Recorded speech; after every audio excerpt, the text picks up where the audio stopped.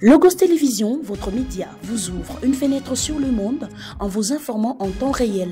Le grand rendez-vous du JT, chaque jour, avec différents présentateurs au programme. À partir de 19h, 21h, 23h ou encore 8h et 13h juste. Logos Radio et Télévision vous offre des informations vérifiées tirées à des sources fiables.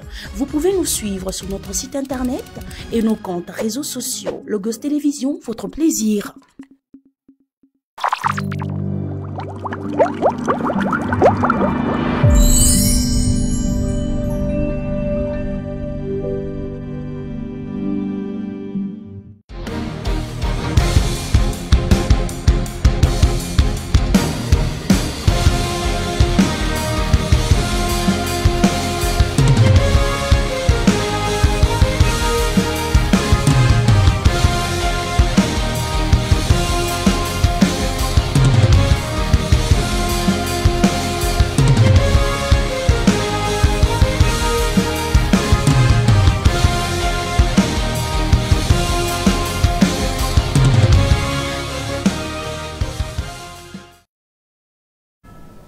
Très heureux de vous retrouver, enfin de vous informer. Madame, Messieurs, bienvenue dans cette édition du journal. Voici pour vous le titre. Depuis 1926, le 22 février est dédié à la célébration du scoutisme en hommage à son fondateur, le militaire britannique Robert Baden-Powell. À cette occasion, la rédaction française de Logos Télévision projette son regard sur les différents totems qu'on retrouve dans le scoutisme. Vous suivrez également dans ce journal la perception de la population licassienne sur le scoutisme. Bienvenue. En ce 22e jour du mois de février, l'univers célèbre la journée internationale du scoutisme, une action qui a vu le jour en Angleterre en 1907. Le scoutisme est un mouvement qui contribue à l'encadrement de la jeunesse depuis 2 siècles. Et pour la célébration de l'année 2025, la rédaction française de Logos Télévision projette un regard sur les différents totems, également sur les conditions à remplir pour être totémisé. Gomez Kabango. Chaque 22 février, le monde du scoutisme commémore la naissance de Baden-Powell, père fondateur de ces mouvements qui visent l'apprentissage des valeurs telles que la solidarité, l'entraide et le respect. Sa mission est de former la jeunesse à construire une personnalité tout en contribuant à son développement physique, mental et spirituel. Le scoutisme, un mouvement qui repose sur 3 principes. Le principe spirituel, devoir envers Dieu, le principe social, devoir envers autrui, ainsi que le devoir envers soi-même. Les branches du scoutisme sont réparties en parcours à 4 étapes. Le scout baladin, les lévétaux, les éclaireurs et les pionniers. Et pour parvenir à franchir toutes ces étapes jusqu'au niveau supérieur, il existe un préalable à suivre dénommé la totémisation qui consiste à attribuer un totem suivant les noms d'un animal reflétant le comportement ou les caractères physiques du récipiendaire. La totémisation est une étape importante dans la vie car elle sanctionne un grand sacrifice au service du scoutisme après 3 ans accompagné d'une promesse des 10 lois qui régit le mouvement scout. Vous l'avez compris avec moi, c'est un élément de Gomez Kabango rendu par Caleb Fouamba. Restons toujours dans ce même chapitre avec ces quelques questions. Le scoutisme est-il perçu positivement ou négativement par la population de la ville montagneuse de Likassi étant un groupe d'encadrement de la jeunesse? Le scoutisme reflète-t-il l'image voulue par l'idole Baden-Powell? Profitant de la journée mondiale du scoutisme célébrée chaque 22 février, les habitants de Likassi nous ont laissé entendre leur voix sur comment ils perçoivent le scoutisme. Ils sont à la caméra de Dan Horace Kassongo. Ils sont des milliers à avoir choisi le scoutisme au détriment d'autres mouvements ou groupes d'encadrement de jeunes pour le multiple bienfait et que ces mouvements mis à la disposition des tout adhérents voulant suivre le pas de Baden-Powell et dans le but de servir Dieu, les prochains mais aussi les pays à travers la prière mais également les bonnes actions. Leurs tenues ont été visibles dès le matin de ce vendredi 22 février 2025 dans plusieurs acteurs de la ville montagneuse pour la célébration de la journée mondiale du scoutisme. Les avis des habitants de l'Ikassi sur leur conception de ces mouvements, c'est des chaînes. Pour cet habitant, le scoutisme est très utile pour la jeunesse masculine, mais un danger pour celle féminine. Ninafurahia na hii organisation sana. Sasa biko bizuri kwa bakarson. Donc mukuevolue beko na trouver mafasha kwa chana mwana mtoto akingere muyana beko na kuexpliquer basha kutembea ndio mukutembea ma voyage quand même bien. Maintenant concernant les filles, là nous stories kuichika ke mutotongo. Pour certains, le scoutisme et ses mouvements qui les a façonnés et en sont prêts dû faire adhérer leurs enfants pour qu'ils bénéficient d'une bonne éducation. Le scoutisme, dans les temps de Turanza, Kuibeba, Kassatu, Patoto Begonda Kufunda, Bubandi, Mabintukan. Il y a une conception en Zamani, mais pour le moment, on a que le scoutisme, pour éducation, pour instruction. Alors le mouvement est bien ça, non pas quoi pour watoto vraiment kujiadhere kule kwa ni mouvement mwa mzuri. Wakati mie nilikomala mu periode ya tulikuwa na Mobutu mu territoire yetu akabalo muloko yangu alianza mui mouvement alikuwa mboko nacheza muskutism me maka hakuna sema muko kibaya hapana. Ni mouvement moyo naonesha mtu kuhali mwa mzuri. Bo iko naonesha atapa kusema hii konsigne tunafanya mule scoutism atafika tajua sema hii konsigne hii sembole bananiwekea hii nikitembea kama ni 3 metre taweza kupata kile kitu kile balinifichika. Eske kile kitu kama mimi nikifichula eske ni kibaya ni kizuri? De la réponse du berger à la bergère, les scouts émettent des témoignages sur le scoutisme tout en rejetant la faute aux filles qui viennent de leur famille avec une éducation déjà dégradée. Pour aider, pour arranger ma terrassier, pour arranger ma fâche, pour je contamine là, donc pour pas les jouer. Moi, c'est déjà bien mis. Joui qui Nicoléo, je suis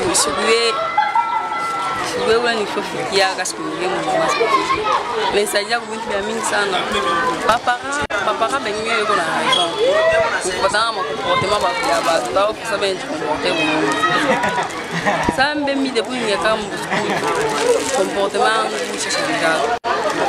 moi comme avantage du mouvement scout j'ai appris le sécurisme, ça m'aide parfois aider les victimes de malades d'accidents. Je suis utile dans ma société. Et donc, moi, je suis utile à la société pour aider mon prochain, pour aider Dieu et pour m'aider moi-même. Ça signifie devoir envers Dieu, devoir envers autrui et devoir envers soi-même. En fin de compte, chez les scouts, les jeunes font ressortir le meilleur d'eux-mêmes en relevant de nouveaux défis et en vivant des expériences uniques au scoutisme. Et ce mouvement encourage le leadership chez les jeunes afin qu'ils puissent tracer leur propre chemin et qu'ils contribuent à la création de mondes meilleurs. Ne privons donc pas nos enfants en tout cela.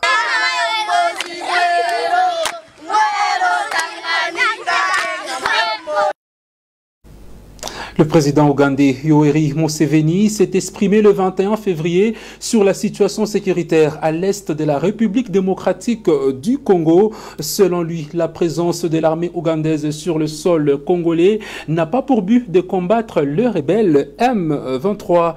Quel est alors son objectif dans cette situation? C'est la question que l'on se pose. L'arrivée de l'armée ougandaise sur le sol congolais fut un ouf de soulagement et source d'espoir pour ce peuple victime des agressions rwandaises depuis plusieurs années dans la partie est. Le tweet du président ougandais Yoweri Museveni sur sa page X le 22 février est venu tout changer. Notre présence au Congo n'a donc rien à voir avec la lutte contre les rebelles du M23, peut-on lire sur ce tweet. L'ambiguïté de la position de l'Ouganda crée la confusion au sein de la population congolaise. Certains se demandent quelle est alors l'importance de la présence de cette armée sur le champ de bataille, d'autant plus qu'en début de la semaine, environ 750 soldats ougandais ont été déployés sur le sol congolais, précisément au niveau de Boussari, non loin de Bunia. Certaines sources renseignent que l'armée de l'Ouganda aura pour mission de protéger la construction des routes Kassindi, Beni, Butembo et combattre les ADF ensemble avec les forces armées de la République démocratique du Congo. Yoweri Museveni, président ougandais, a par ailleurs insisté sur le fait que le gouvernement congolais devrait passer à une négociation avec les rebelles et trouver un terrain d'entente. À ce stade, les citoyens congolais se posent des questions sur les vrais alliés dans cette situation. L'opposant congolais Jean-Marc Kabound Akabound a été libéré dans la soirée du vendredi 21 février de l'année en cours suite d'une grâce présidentielle signée par le chef de l'État Félix Tshisekedi. Ceci après avoir été condamné de 7 ans en 2023 par la Cour de cassation pour 7 ans de prison. Celui-ci en a purgé que 2 ans. Et les détails, c'est avec Evodi Oring. Condamné en septembre 2023 à 7 ans de prison pour outrage au chef de l'État et diffusion de fausses informations, Jean-Marc Kabound a quitté sa cellule à la prison centrale de Makala. Cette libération marque un tournant dans le paysage politique congolais. Président du parti politique Alliance pour le changement, Jean-Marc Kabound est confronté à une lourde série d'accusations, dont 12 pour être exact. Parmi elles, l'outrage envers les institutions du pays, notamment le Parlement, le gouvernement et une offense au chef de l'État. Ces charges émanent d'une déclaration faite lors d'une conférence de presse en juillet 2022. Passé dans l'opposition après sa mise à l'écart de l'Union pour la démocratie et le progrès social, UDPS en sigle, et son éviction de son poste de premier vice-président de l'Assemblée nationale, il avait radicalisé son discours vis-à-vis des autorités congolaises avant de créer sa propre formation politique. Sa sortie de prison trop attendue a été accueillie avec enthousiasme par ses partisans qui voient en lui un symbole de lutte pour la démocratie en RDC. Ces gestes pourraient avoir des répercussions importantes sur la dynamique politique en RDC alors que le pays se prépare à des élections cruciales. Kabound Akabound pourrait devenir un acteur clé de l'opposition, mobilisant ses partisans et cherchant à établir des alliances avec d'autres mouvements politiques. Notons que Jean-Marc Kabound Akabound est bénéficié de la grâce présidentielle accordée en décembre 2024. Le président de la République, Félix Tshisekedi, a présidé le 32e Conseil de ministres à la Cité de l'Union africaine le vendredi dernier. Parmi le point à l'ordre du jour figure l'évaluation de la situation sécuritaire à l'est du pays. Le président de la République, Félix Tshisekedi, a également recommandé l'augmentation immédiate de la solde et des primes de militaires. Suivez.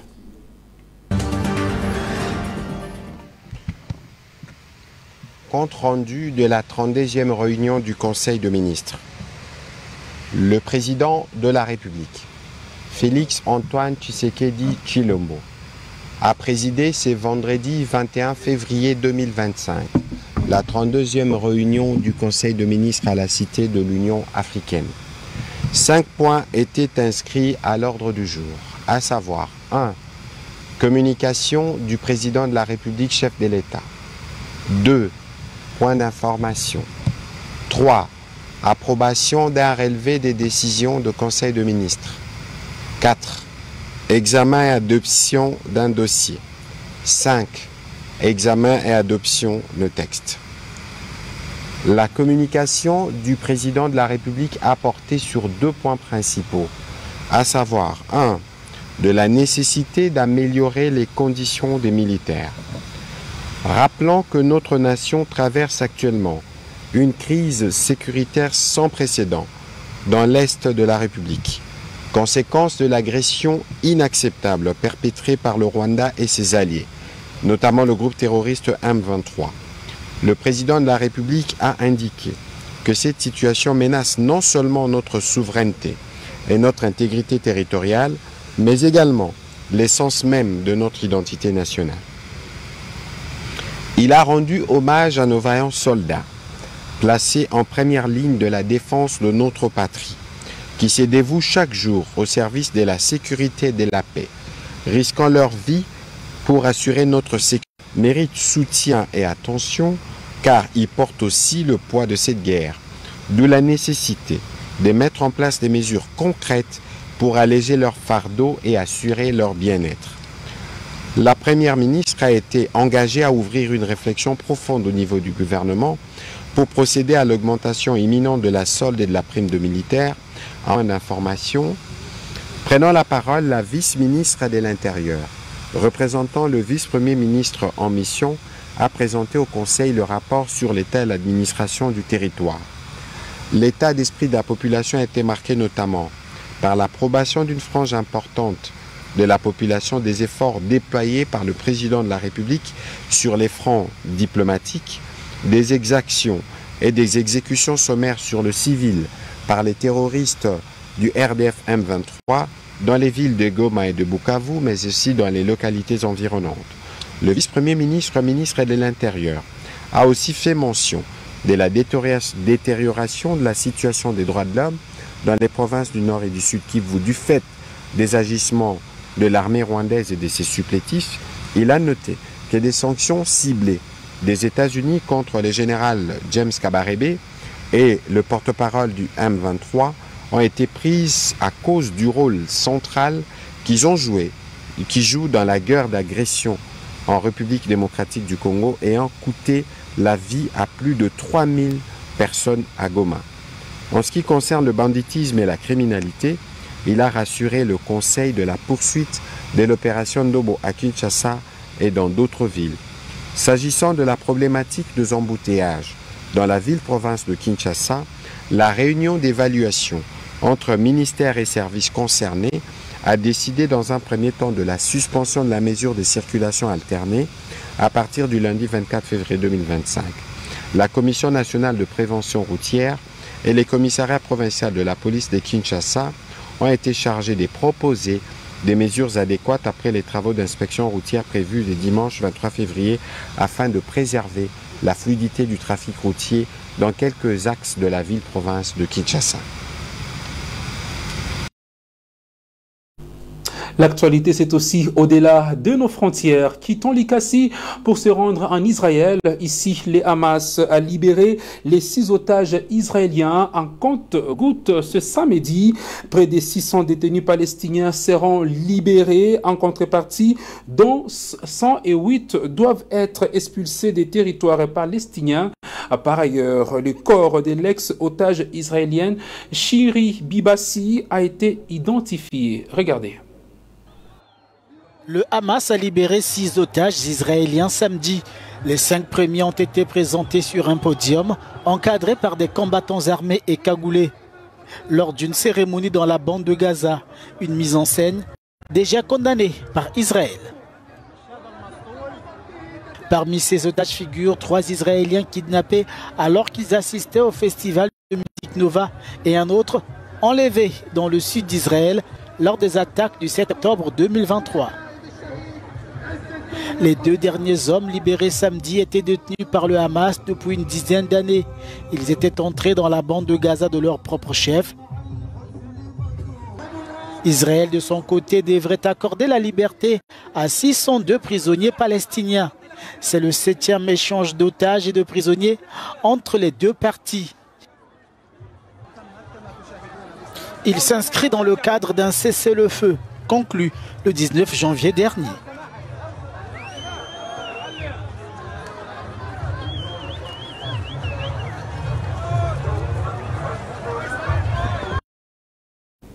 Ce journal est terminé. Je vous en rappelle le sommaire. Depuis 1926, le 22 février est dédié à la célébration du scoutisme en hommage à son fondateur, le militaire britannique Robert Baden-Powell. À cette occasion, la rédaction française de Logos Télévision projette son regard sur les différents totems qu'on retrouve dans le scoutisme. Vous avez suivi également dans ce journal la perception de la population licassienne sur le scoutisme. Ainsi prend fin ce journal. Merci à vous pour votre fidélité. Mais avant de nous séparer, retenez cet adage alors que nous célébrons l'amour en ce mois de février. Si ta relation est toxique, enlève ton pied dedans.